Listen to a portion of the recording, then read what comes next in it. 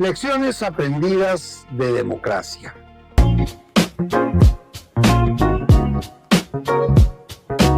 En primer lugar, las condiciones históricas, institucionales y culturales sí importan. Aunque ellas no garanticen por sí mismas la vigencia democrática, sí que dificultan los procesos de desmantelamiento democrático. Esas condiciones son de naturaleza política, cultural, histórica, institucional, constitucional, pero también impactan, aunque de distinta manera, las condiciones económicas, sociales, ambientales e internacionales. Hemos aprendido que los países con tradiciones democráticas consolidadas en contextos de cierta estabilidad económica y social tienen menores posibilidades de perder sus democracias, aún bajo liderazgos populistas, que los países donde la sociedad está ampliamente polarizada, con liderazgos radicales antisistemas, fundamentalmente reacios a las élites que ellos adversan, donde las condiciones económicas y sociales son críticas, depresión o recesión económica sostenidas, deterioro social significativo, por ejemplo, aumento dramático del desempleo, de la pobreza o de la inflación, y donde la institucionalidad democrática no está consolidada. En segundo lugar, hemos aprendido también que cuando las condiciones económicas, sociales y ambientales se deterioran significativamente, cae el apoyo y la satisfacción con las democracias y tiende a crecer la indiferencia democrática o el apoyo a opciones alternativas de tipo autoritario. En los países autoritarios, por el contrario, al perder apoyo social pueden asentar la recuperación democrática.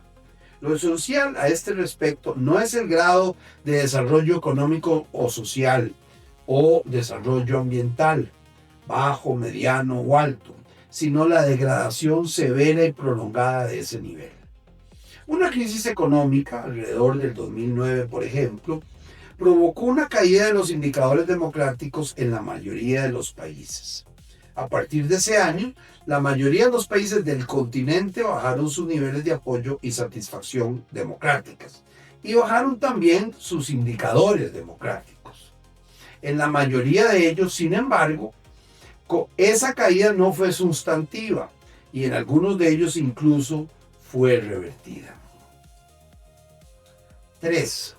Cuando el desempleo, los impuestos o las políticas de austeridad se incrementan desproporcionadamente, más allá de cambios leves y acotados en el tiempo, por ejemplo, crisis del 2009, el apoyo y la satisfacción por la democracia decaen significativamente.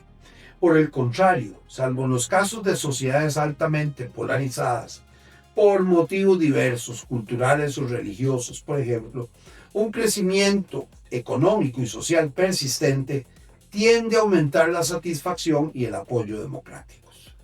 No es casualidad que entre el 2002 y el 2008 y del 2010 al 2014, años destacados de crecimiento económico y del llamado boom de las materias primas, sobre todo en América del Sur, mejoraron los índices económicos y sociales y se alcanzaron los mayores niveles de apoyo y satisfacción democráticas en el continente, independientemente si los gobernantes eran de derecha o de izquierda. A partir del 2006 o del 2008, en la mayoría de los países decae la satisfacción y el apoyo democráticos. Eso ocurre al margen de la línea ideológica del gobierno en curso. 4. En la mayoría de los países del continente, la desconfianza en los partidos políticos y en los parlamentos se ha mantenido o ha crecido sensiblemente. Según el Latino Barometer y el Americas Barometer, ellos están entre las instituciones menos confiables, los partidos y los parlamentos. En cambio, en la mayoría de los países, la confianza en las iglesias, en las policías, en las fuerzas armadas o en las empresas privadas es muy superior a la confianza en los partidos, en los políticos, en los legisladores o en los sindicatos. En el medio, pero por debajo del 35% de confianza, se ubican los medios de comunicación, los tribunales de justicia o los órganos electorales. Por supuesto, hay algunas excepciones puntuales respecto de la tendencia generalizada. 5. Los estratos medios, cerca del 50% de la población de la América Latina y el Caribe, según la CEPAL, tienden a apoyar más la democracia que otros grupos socioeconómicos. Así lo constata el Latinobarómetro, por ejemplo. Esas clases medias son soporte esencial de las democracias. Por razones laborales, un porcentaje de los estratos medios son funcionarios públicos, familiares también de esos funcionarios, o de accesibilidad geográfica y de relaciones.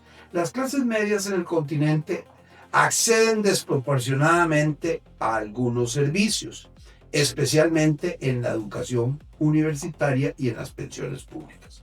Pero como al mismo tiempo se les dificulta acceder a los servicios privados, tienden a oponerse más radicalmente a los cambios que propongan a los servicios públicos que limiten sus beneficios.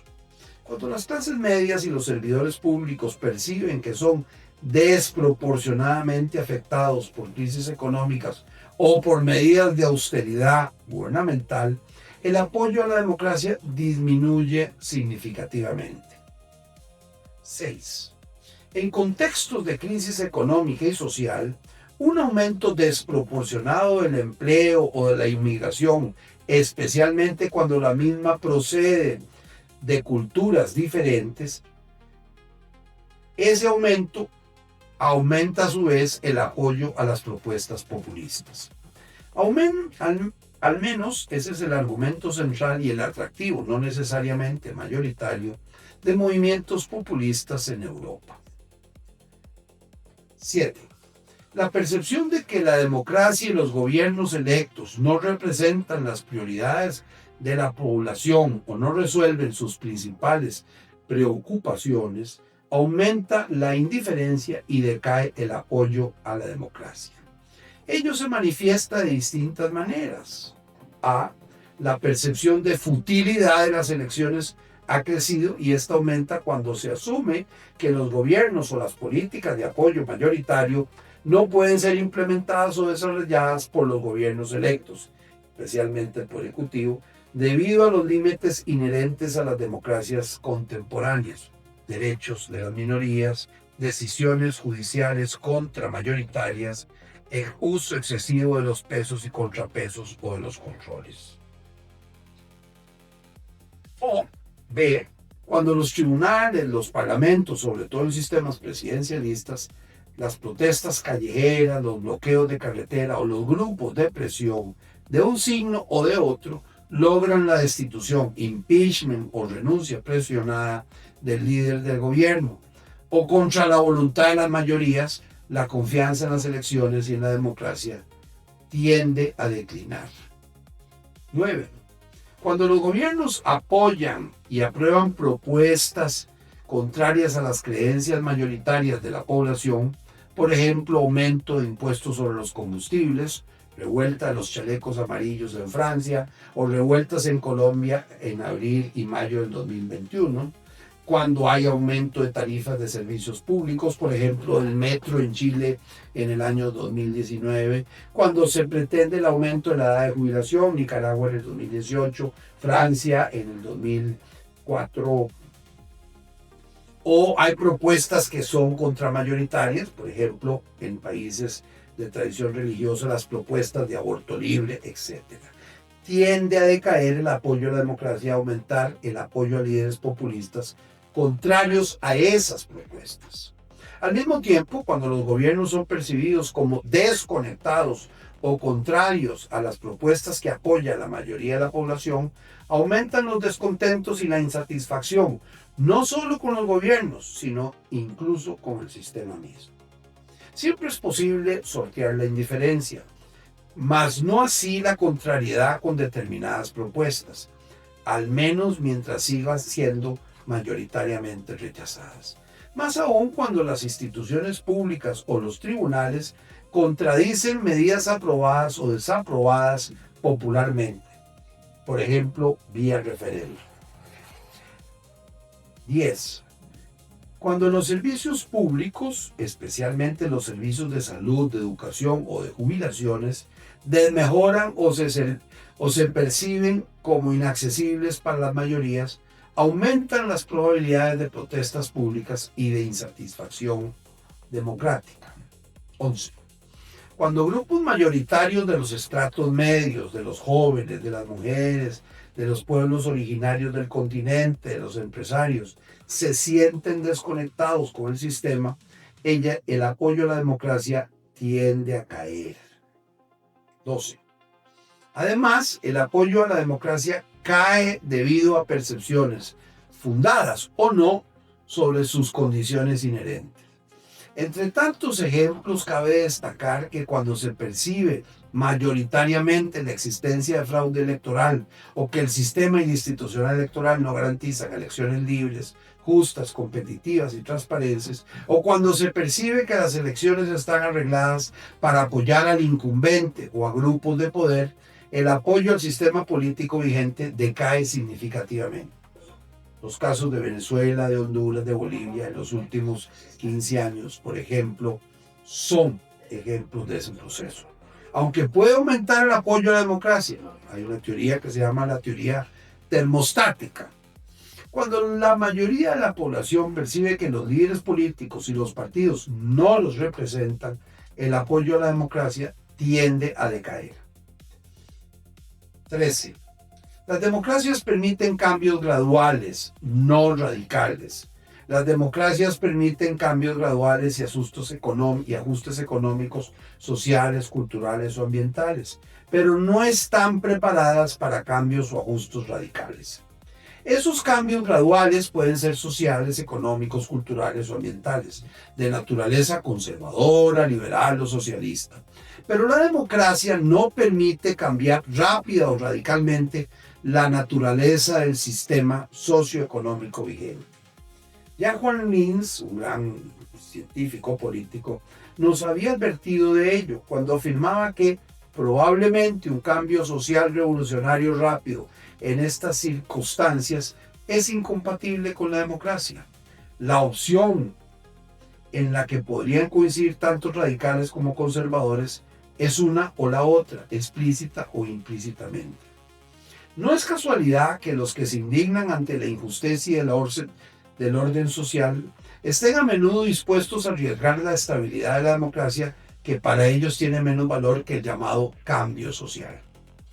El crítico radical del orden social existente o del orden cultural o religioso puede aducir que si la democracia no puede servir a corto plazo como instrumento para producir un cambio social decisivo, no merece su lealtad.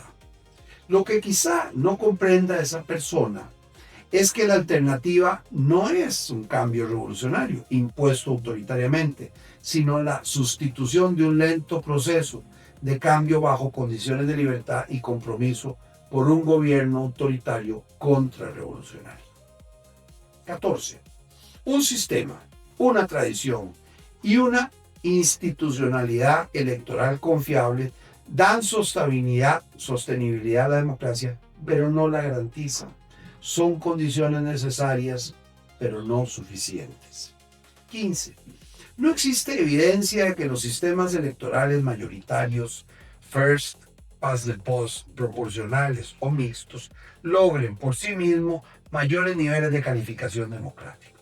Aunque los tres modelos pueden tener sesgos de representación, hay opciones que garantizan el equilibrio entre la representación de mayorías y de las minorías, y de los niveles de gobernabilidad democrática y de construcción de mayorías legislativas en los 3 o 4 modelos. 16. Hay condiciones democráticas mínimas para un proceso electoral, pero no hay sistema electoral perfecto. Aún en los sistemas con procesos y órganos electorales independientes y creíbles, cuando las diferencias electorales son mínimas, menores al 1%, por ejemplo, o cuando cambian sustancialmente o sustantivamente las tendencias electorales entre los primeros informes del resultado y los subsiguientes, o cuando se suspende irrazonablemente el escrutinio electoral, existirán normalmente controversias postelectorales y mayor polarización política. 17. La llamada democracia participativa es un complemento necesario de la democracia representativa, pero nunca un sustituto de la misma. Los países que reniegan de la democracia representativa, argumentando la mejor condición de la democracia participativa o abiertamente la llamada democracia popular, destruyen la primera y no garantizan ni siquiera la segunda. Destruyen la democracia representativa y no garantizan ni siquiera la democracia participativa. 18. La gobernabilidad democrática es importante. No hay democracia donde los gobiernos electos y las mayorías legislativas no pueden gobernar y dirigir la administración pública respetando los parámetros constitucionales y los derechos de las minorías. Allí donde las autoridades electas por la mayoría no gobiernan o no pueden impulsar sus propuestas de gobierno, las elecciones pueden parecer instrumentos fútiles a los electores, lo que tiende a aumentar la insatisfacción ciudadana con el sistema. La vetocracia no es un instrumento democrático, sino un exceso. 19. Las manifestaciones populares pacíficas son esenciales a la democracia, pero cuando se tornan violentas tienden a debilitar la democracia. La represión violenta de una manifestación pacífica no es democrática y tiende a provocar más violencia. Pero la ausencia de medidas de orden y de protección de bienes o personas contra actos violentos de los manifestantes también debilita la democracia. Las barricadas, los bloqueos del libre tránsito y la llamada toma de las calles, manifestaciones radicales, no construyen las democracias, más bien las debilitan. En una democracia, las calles no pueden sustituir a las autoridades electas legítimamente, ni a los órganos constitucionales de control del poder. La toma de las calles por grupos radicales de izquierda y de derecha en la Europa de entreguerras, sin acciones de protección de la ley y del orden por parte de los gobiernos democráticos, dieron alas al rompimiento de la democracia en muchos de esos países. Los casos más paradigmáticos fueron los de Italia y Alemania entre la Primera y la Segunda Guerra Mundial. Las poblaciones atemorizadas por actos violentos o por barricadas que impiden su movilidad pueden renunciar a la democracia y buscar la pacificación y el orden, apoyando a líderes y movimientos que puedan terminarlas, aunque con ello también terminen la vigencia democrática.